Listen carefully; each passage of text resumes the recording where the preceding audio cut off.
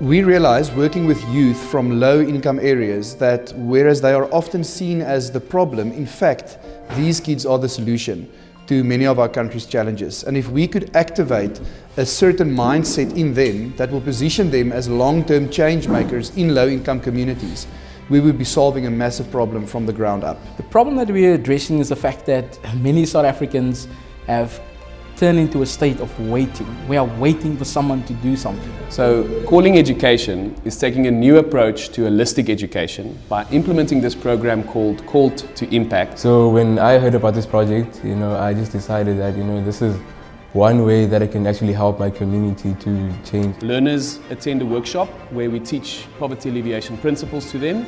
Thereafter, they come up with their own ideas to impact their communities. Then they come and present these projects to a panel.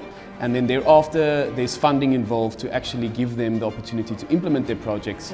I identified an individual in my community who had an informal business in gardening and tree felling, and I provided him with a lawnmower and pamphlets to advertise his business. Commonly you would see a young boy, maybe 5-7 years old, smoking a cigarette or doing other substance. But now if you go to my community, you're more likely to see a child having a soccer ball. Nano inathi sesihamba sihamba ne-barber shop owner sayothenga imachine yokucheba inwele ezayi-2 for the barber. I've got a lady who lives nearby me, a gas stove.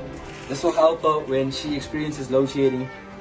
This will make her business better, and with this and the opportunity I got, I'd like to motivate more young people to help in their community. The biggest change I've seen in our boys that have been part of the Call to Impact program is the fact that they now know that they can use what they have to make a difference in the communities. Relief is something good because you're helping the person, but then if you relieve them too much, they become dependent on you.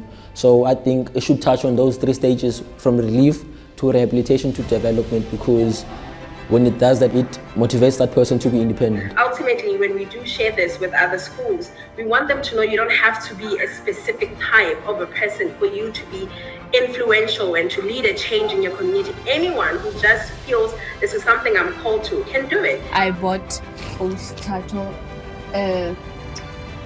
an oven so that she could start her own business. Thank you. The problem at hand is that there are children who don't have clothes to wear and shoes to wear. It just emphasizes how wonderfully talented and the amount of calling and potential that each and every one of these young people have, and we just need to give them a platform to do it. So I really would love to make a positive impact on my community, because my community stands there for me. We want to launch this program to as many places as possible so that their youth can also be equipped and empowered to make a difference. If you give a man a fish, you feed him for 1 day.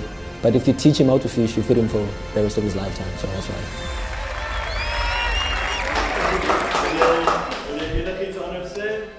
Just want to say that this is going to spark something in our boys, in the communities that they live in, and South Africa as a whole.